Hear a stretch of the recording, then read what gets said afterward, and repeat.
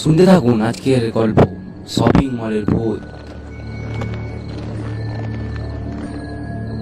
জামা কাপড়ের হ্যাঙ্গার থেকে খচমচ শব্দ শুনে সেই দিকে এগিয়ে গেল বিনু।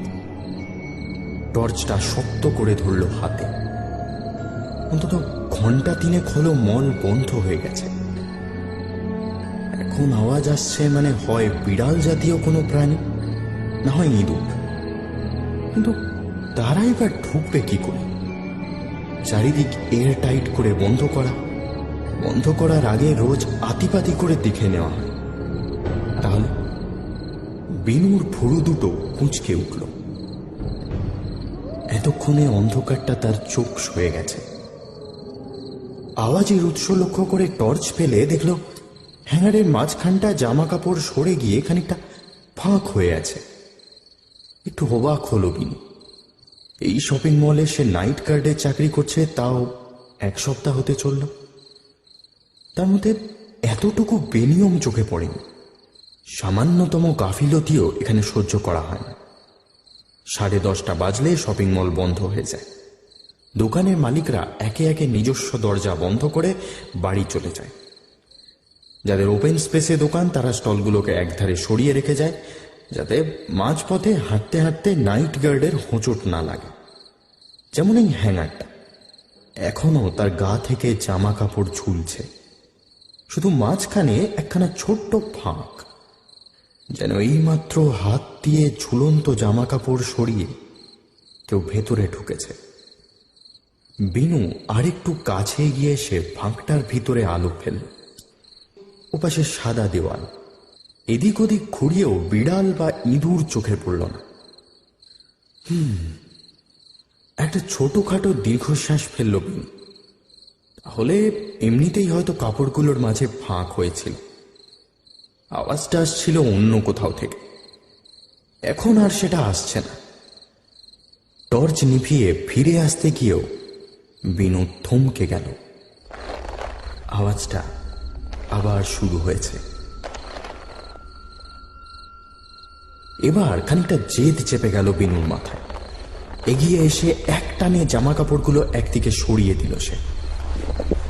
হাতের টর্চটা জ্বালতেই এক মুহূর্তের জন্য তার শরীরটা কেঁপে উঠে দুপা পিছিয়ে এলো।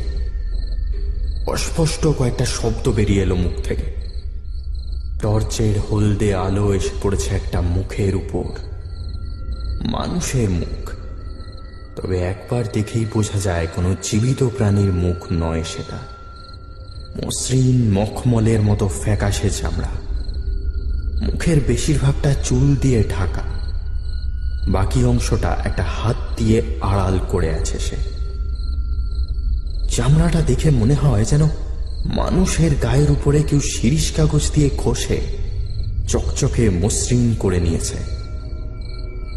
টর্চের আলোতে একবার যেন কেঁপে উঠল শরীরটা।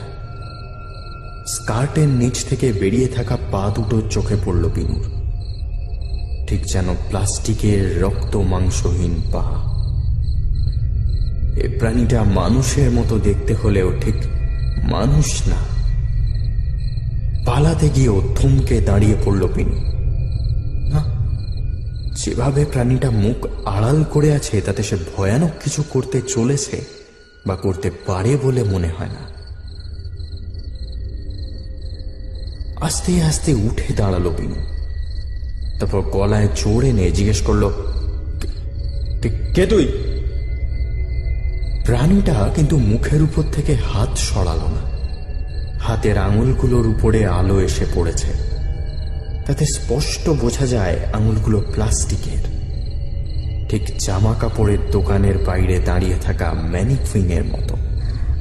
আমাকে একটু সাহায্য করবেন প্লিজ, খুব অসুবিধায় পড়েছি। এতক্ষণে বিনুর ভয় কেটে গেছে। মানুষকে সে ভয় পায় না, কিন্তু এই মহিলার গা হাত পা এমন প্লাস্টিকের মতো কেন? কোনো রোগ হয়েছে নাকি? যাই হোক, সে ভয় ঝেড়ে ফেলে বলে, সাহায্য পরের কথা, আগে বলো তুমি কে? আলোটা নিভান আগে, নইলে খুব ভয় লাগবে। কেন, চোখের রোগ আছে নাকি? আমার ভয়ের কথা বলিনি, আপনার ভয় লাগবে। কেন? আমার ভয় লাগবে কেন? আসলে আমার চোখের মণি দুটো এখনো লাগানো হয়নি। কথাটা কানে যেতেই বিনুর একটু আগের ভয়টা আবার ফিরে এলো। চোখ লাগানো হয়নি মানে চোখ দুটো খোলা আছে। কি মানুষ না রোবট? মলের ভিতরে রোবটের ফ্যাক্টরি আছে বলে তো জানা নেই। লাগানো হয়নি মানে কি?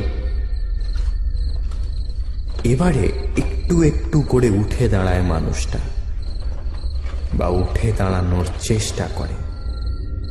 বিনুর চোখে পড়ে তার হাঁটুর নিচটায় অনেকটা কাটা, অথচ রক্ত পড়ছে না, যেন কোথাও ঘষা লেগে খানিকটা চিড়ে গেছে। অবাক হয়ে বিনু দেখে প্রাণীটা ঠিক মানুষ নয়, বরঞ্চ একটু আগে যেটা মনে হয়েছিল সেটাই ঠিক। জামা কাপড়ের দোকানের সামনে দাঁড়িয়ে থাকা একটা ম্যানিকুইন। কিন্তু সে মানুষের মতো কথা বলছে কি করে? একটু একটু করে উঠে দাঁড়ায় সে। মুখের সামনে থেকে হাত দুটো সরিয়ে নিতেই বিনুর বুকটা একবারের জন্য কেঁপে ওঠে। বড় দুটো কোটরের মাঝে চোখ দুটো সত্যিই নেই। মাথা নামিয়ে নেয় মেয়েটা, তারপর আগের মতোই নিচু গলায় বলে, আমার পাটা না চিড়ে গেছে, সেলাই না করলে কাটাটা আরো বেড়ে যাবে। কথাটা কানে যেতে সম্বিত ফেরে বিনু। সে টর্চের আলোটা পায়ের উপর নামিয়ে এনে একবার ভালো করে দেখে নিয়ে বলে, কিন্তু তুমি কথা বলছো কি করে? ধীরে ধীরে মাথা নাড়ায় মেয়েটা। তার অন্ধকার অক্ষিগুলোকেও কিছু একটা অভিব্যক্তি খেলে যায়। সেটাই বুঝতে পারছি না। বিনু অনেক কাল আগে টিভিতে একটা অনুষ্ঠান দেখেছিল, তাতেও একটা ম্যানিকুইন জীবন্ত হয়ে উঠেছিল। এই ঘটনাটা অনেকটা সেই রকম। চোখের সামনে না দেখলে হয়তো বিশ্বাসই করতো না। একবার তার মনে হলো ঘুমিয়ে ঘুমিয়ে স্বপ্ন দেখছে, কিন্তু স্বপ্নের মধ্যেও তো একবারও মনে হয় না যে স্বপ্ন দেখছে। যেহেতু সেটা মনে হচ্ছে, তাই নিশ্চিতভাবে বলা যায় এটা স্বপ্ন নয়। মেয়েটার উপর থেকে নিচ অব্দি একবার ভালো করে দেখে নিয়ে বিনু বলল, তা দিনের বেলায় থাকো কোথায়? বেসমেন্টে। বেশি আলো আমার সহ্য হয় না। তখন তোমাকে কেউ দেখতে পায় না? না। কেন? মেয়েটা আর কিছু বলল না। একটা হাত মাথার উপর রেখে দেওয়ালে ঠেস দিয়ে দাঁড়ালো।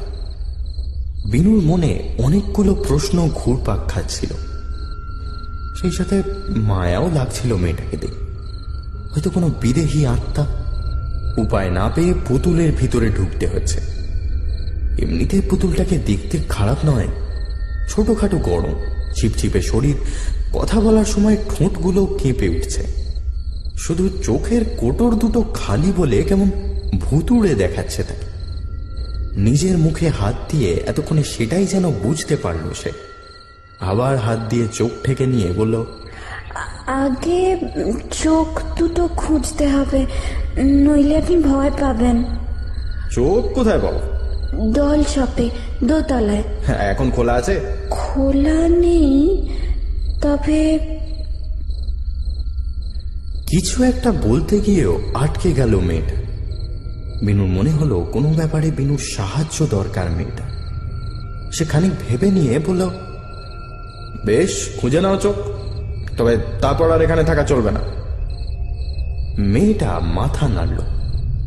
এমন পুতুলের শরীর নিয়ে সে যে কোথায় যাবে সেটা অবশ্য বিনু জানে না। টর্চটা সামনে চেলে হাঁটতে লাগলো বিনু। এত রাতে এসকালেটর কাজ করে না, ফলে সিঁড়ি দিয়ে ওঠা ছাড়া উপায় নেই। সিঁড়িগুলো বেশ লম্বা, কয়েকটা ধাপ উঠতেই কষ্ট হয় বেশ। বিনু লক্ষ্য করলো মেয়েটা বড় করে নিঃশ্বাস ফেলছে।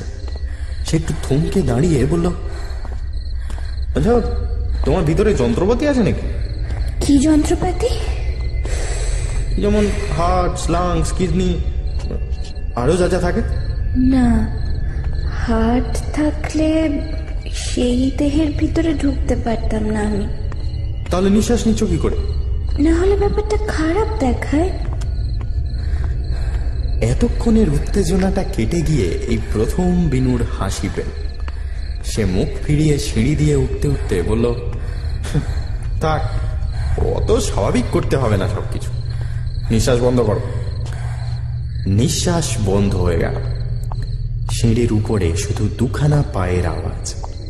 বিরাট শপিং মলটা খালি বলে এখন আওয়াজটা ছড়িয়ে যাচ্ছে চারিদিকে। সিঁড়ির শেষ ধাপটা পার করে পিছন ফিরে তাকালো বিনু। তারপর টর্চটা নিচের দিকে ফেলতেই আবার চমকে উঠল। সিঁড়ি ফাঁকা পড়ে আছে, মেয়েটা বেপাত্তা। ভয়ে ভয়ে চারিদিকে তাকাতেই ঘাড়ের ঠিক পিছন থেকে চেনা গলা শুনতে পেল সে। এই জন্যেই নিঃশ্বাস নিচ্ছিলাম। যাই হোক, এদিকে আসুন। থতমত খেয়ে পিছন ফিরে আবার হাঁটতে লাগলো বিনু। কাঁচের দেওয়াল ভেদ করে বাইরে থেকে খানিকটা আলো আসছে ভিতরে। সেই আলোয় মেয়েটার চেহারার আউটলাইন ভালো মতো চোখে পড়ছে। তার চেহারাটা ছোটখাটো হলেও বেশ বড় বড় পা ফেলে হাঁটে, ফলে হাত দুখানাও একটু বেশি নড়াচড়া করে। আপাতত বিনুর থেকে হাত 15 দূরে হাঁটছে সে। ওদিকে যে একটা পুতুলের দোকান আছে সেটা বিনু আগেও দিনের বেলা লক্ষ্য করেছে, কিন্তু এত রাতে সেটা বন্ধ হয়ে গেছে। চাবিও নেই বিনুর কাছে। তাহলে গিয়ে লাভটা কি হবে? যাই হোক, বেশি চিন্তা ভাবনা না করে বিনু ধীরে ধীরে দোকানটার সামনে এসে দাঁড়ায়। দোকানের মেইন দরজাটা কাঁচের, তার উপরে এখন ক্লোজড বোর্ড ঝুলছে। সেটার দিকে একবারও না তাকিয়ে একদিকে দেওয়ালের কাছে গিয়ে দাঁড়িয়ে কি যেন খুঁজতে খুঁজতে মেয়েটা বলল, এইখানে একটা হ্যান্ডেল ছিল, সেটা খুঁজে পেলে ভেতরে ঢোকা যাবে। হিডেন ডোর এখানে? না না, হ্যান্ডেল, সেটার উপরে পা রেখে উপরে হাত বাড়ালেই কিছু ধরা যাবে। ব্যাপারটা একটু আগেই সন্দেহ করেছিল বিনু। জোর গলায় বলল, আর সেটাতে উঠবে কে? আমি আমি উঠতাম, কিন্তু হাত পাবো না যে। বিনুর রাগ হলো। মলের ভিতরে যাতে অবাঞ্ছিত লোক না ঢুকে পড়ে সেটা দেখাই তার কাজ। 1 সপ্তাহ হলো তার চাকরি হয়েছে। সিসিটিভি ক্যামেরা যদিও বন্ধ, তাও কাজটা করতে কেমন যেন বাঁধো বাঁধো ঠেকল তার। সে মাথা নাড়িয়ে বলল, না না, আমি এসব পারবো না, তুমি নিজে করে নাও। মেয়েটা তার স্কার্টের পকেটে হাত ঢুকিয়ে কি যেন বের করে নিয়ে বলল, এই যে, এটা না হয়ে যাবে। বিনু তাকিয়ে দেখলো সেটা একটা ডেবিট কার্ড। সম্ভবত কারো হাত থেকে পড়ে গেছিল, মেয়েটা সুযোগ বুঝে তুলে নিয়েছে।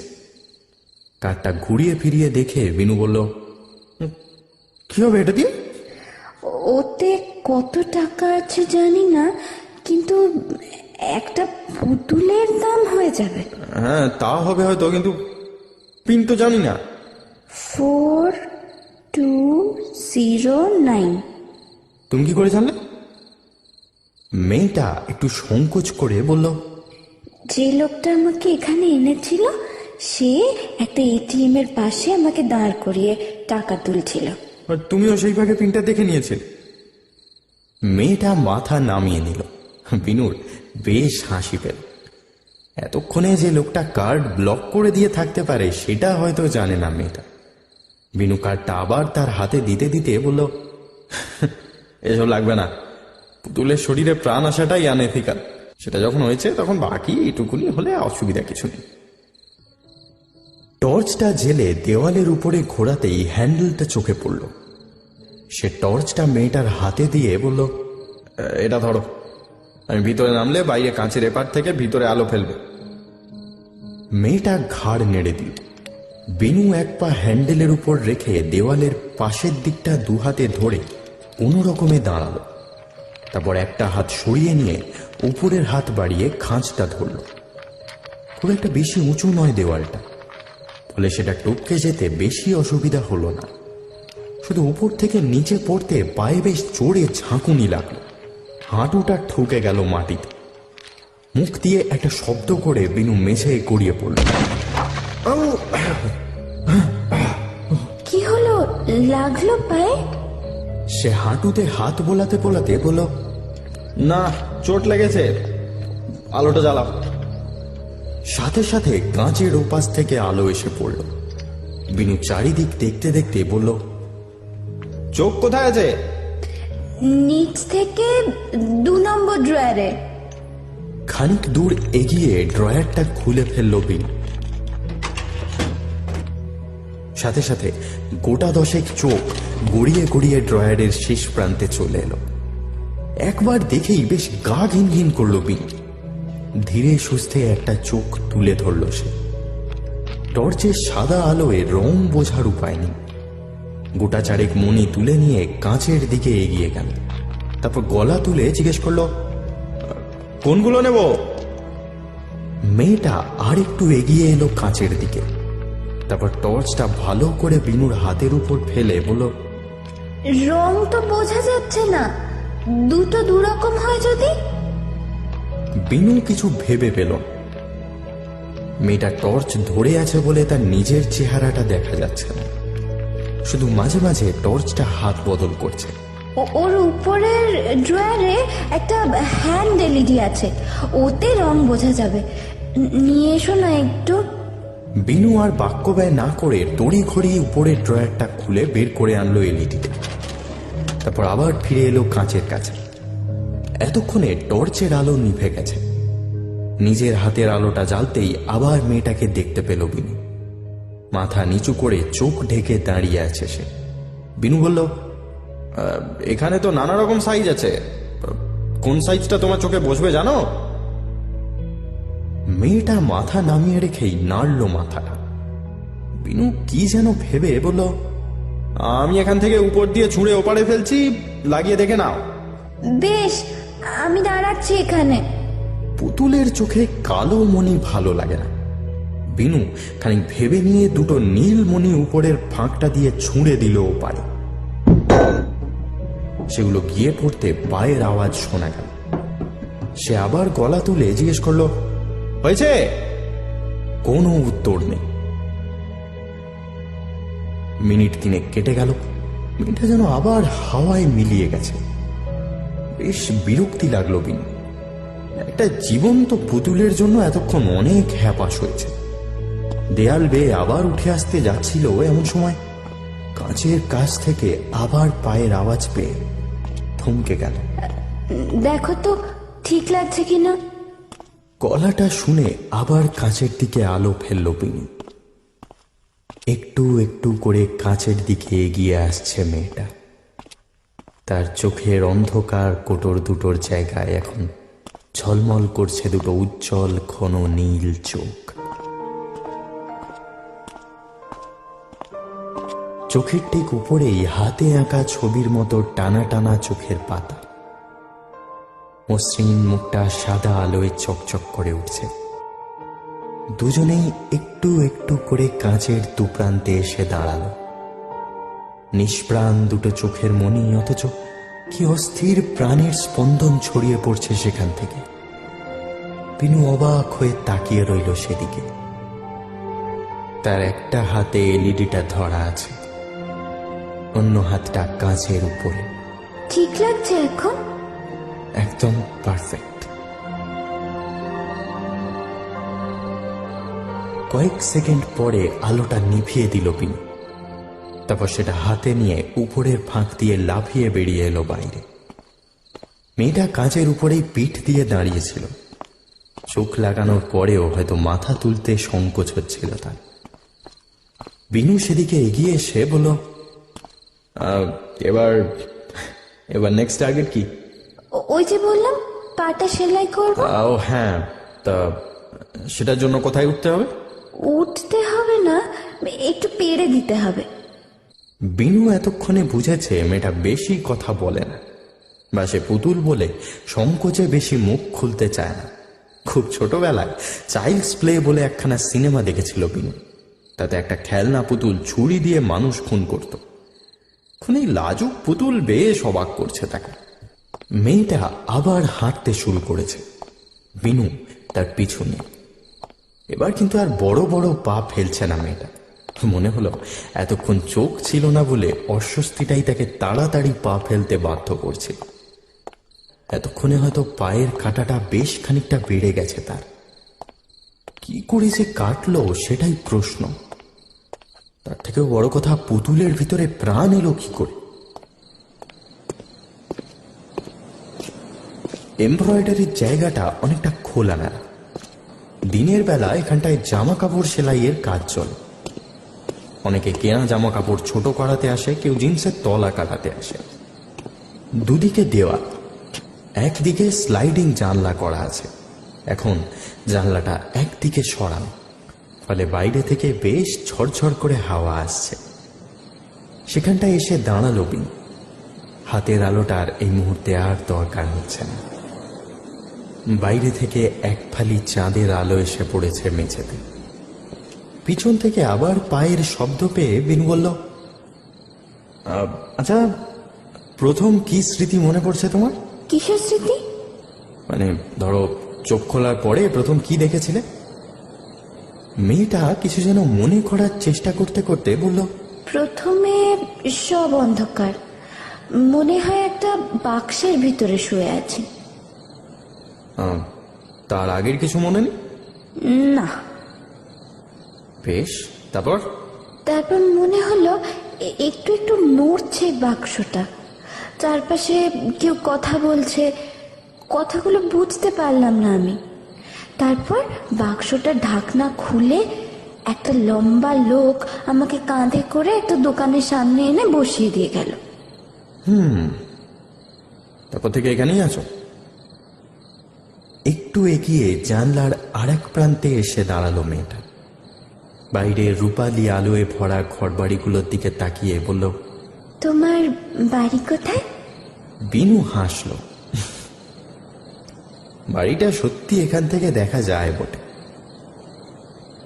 এই শপিং মলের চারপাশে এখনো দোতলার বেশি বাড়ি ওঠেনি, ফলে অনেকটা দূর অবধি দেখা যায়। ভালো করে খানিকক্ষণ দেখে নিয়ে একটা বিশেষ দিকে আঙুল তুলে দেখিয়ে বিনু বলল, ওই যে ওইখানে দেখতে পাচ্ছ আলো জ্বলছে? মেয়েটা সেদিকে তাকিয়ে ভালো করে দেখতে দেখতে বলল, আলো জ্বলছে কেন? কুচির পরীক্ষা, রাত জেগে পড়াশোনা করছে। কুচিকে? আমার বোন। মা বাবা নেই আমাদের, বাড়িটা ভাড়ার। জানলা থেকে মুখ ফিরিয়ে নিল মেয়েটা। তারপর চোখ তুলে তাকালো বিনুর দিকে। তার চকচকে চামড়ায় এখন রূপালি আলো এসে পড়েছে। নীলচে চোখের মণি দুটো টলটল করে কেঁপে উঠছে বারবার। এখানে সারা রাত একা একা কি করো? ডায়েরি লিখি। কি লেখো ডায়েরিতে? এই রোজকার কথা, ভাবি যা সারাদিন যা ঘটে। আজকের কথা লিখবে? বিনু আর কিছু উত্তর দিল না। মুখটা ঘুরিয়ে নিয়ে বলল, সুতো হয়তো টেবিলে পাওয়া যাবে, আর ছুঁচ। টেবিলের দিকে বেশ খানিকটা সরে এলো সে। ডায়েরিতে দেবে আমাকে? ডায়েরি? অবাক হয়ে গেল বিনু। ডায়েরি দিয়ে কি হবে? রাতের দিকটা একটু আলো পেলে পড়বো, অন্য কাজ তো নেই। বিনু একটু হেসে বলল, বেশ, আমার টেবিলে আছে, ফেরার সময় দিয়ে দেবো। মেয়েটা জানলা ছেড়ে ভেতরে এগিয়ে গেল। ঘরের দিকে খানিকটা হেঁটে গিয়ে বলল, সরু ছুঁচ দিয়ে হবে না, মোটা ছুঁচ ওই উপরে রাখা আছে। বিনু তাকিয়ে দেখলো আলমারিটা ফুট 6 বেশি লম্বা হবে না। উপরে কতগুলো প্লাস্টিকের বাক্স রাখা আছে। একটু লম্বা মানুষ হলে মাটিতে দাঁড়িয়েই সেগুলো হাতে পাওয়া যায়। ধীরে ধীরে সেদিকে এগিয়ে গিয়ে বাক্সগুলো নামিয়ে আনলো বিনু। তারপর সেটা খুলে মেয়েটার দিকে এগিয়ে দিয়ে বলল,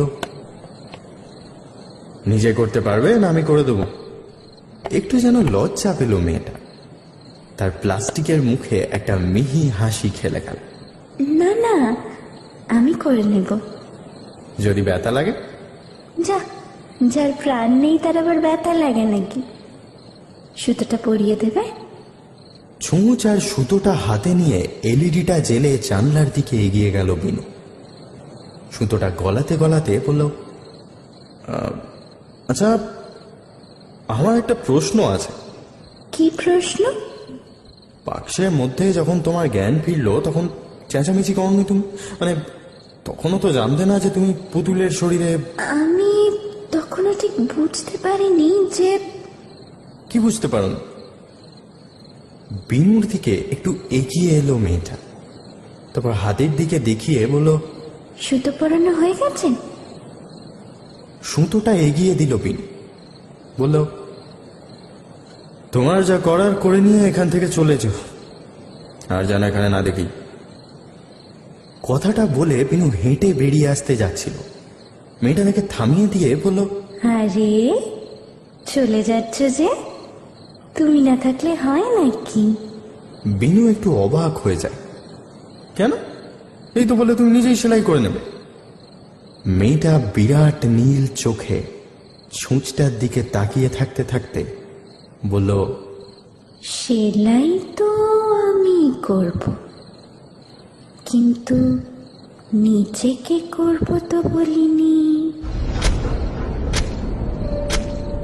বিনু আর কিছু জিজ্ঞেস করার আগেই মেয়েটার চকচকে প্লাস্টিকের বাঁ হাতটা উঠে, সেই সাথে চাঁদের আলোয় লিকলিকে সাপের মতো ঝলমল করে উঠল একটা ছুরির ফলা। পর মুহূর্তে বিনুর হৃৎপিণ্ডের ঠিক উপরে বসে গেল সেটা। রক্তের ফিনকি ছিটকে বেরিয়ে এলো সেখান থেকে। আতঙ্ক আর যন্ত্রণার মাঝেও একটু আগে মেয়েটারই বলা একটা কথা মনে পড়ে গেল বিনুর। হাত থাকলে সেই দেহের ভিতরে ঢুকতে পারতাম না।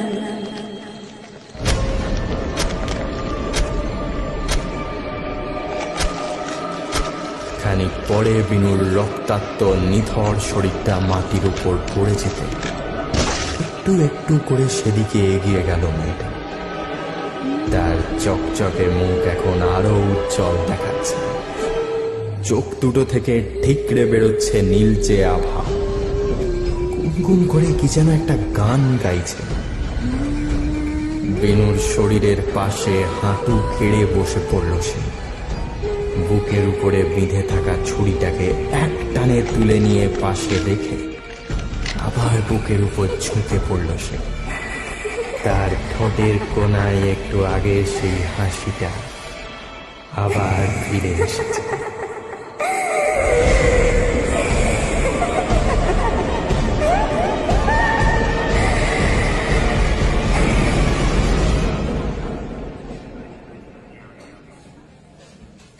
সকালে মলে ঢোকার আগে একটু থমকে দাঁড়ালেন সমাজপতি। বাইরে কিছুদিন হলো নতুন নাইট গার্ড বসেছে। লোকটার সাথে আলাপ করা হয়নি তার। পাশে তাকাতেই নীল ইউনিফর্ম পরা লোকটাকে দেখতে পেলেন তিনি। দুপা হেঁটে তার সামনে গিয়ে একটা ভারিক্কি হাসি হেসে জিজ্ঞেস করলেন, ছোকরা চেনো নাকি আমাকে? আগে আগে না স্যার। লোকটা থতমত খেয়ে উত্তর দিল। সমাজপতি আরেকটু সরু হাসি হেসে একটা হাত এগিয়ে দিয়ে বললেন, আমি কে সমাজপতি, এই কমপ্লেক্সের মালিক। লোকটা হাত না ধরে ডান হাতটা কপালে ঠেকিয়ে মিলিটারি কায়দায় সেলাম করে বলল, গুড মর্নিং স্যার। তা শুনলাম আজ নাকি দেরি করে এসেছো, ব্যাপার কি হে? বাড়িতে বোন আছে স্যার, বায়না করছিল, শান্ত করে এলাম। বেশ বেশ, তবে দেখো রোজ যেন না হয়। ভিতরে ঢুকতে গিয়েও থমকে যান সমাজপতি। লোকটার দিকে মুখ ঘুরিয়ে বলেন, আরে আমাকে ভয় পাওয়ার অত কিছু নেই, নিঃশ্বাস বন্ধ করে দাঁড়িয়ে থাকতে হবে না, রিল্যাক্স। বিনুর মুখে একটা লজ্জার হাসি খেলে যায়। জিভ কেটে একটা বড় শ্বাস নিয়ে সে বলে, একদম ভুলে গেছিলাম স্যার। নিঃশ্বাস নিতে ভুলে যায়? কে বাবা? সমাজপতি আর কথা না বাড়িয়ে ভিতরে ঢুকে যায়। বিনু অল্প হেসে আবার সোজা হয়ে দাঁড়ায়। একটু একটু করে ভিড় বাড়ছে শপিং মলে। আতঙ্কে আপনার প্রাণ ওষ্ঠাগত হবে। তার মানে কি প্রেমিকের সাথে দেখা হওয়ার আগে অবধি মেয়েটি নিঃশ্বাস ছাড়াই বেঁচেছিল?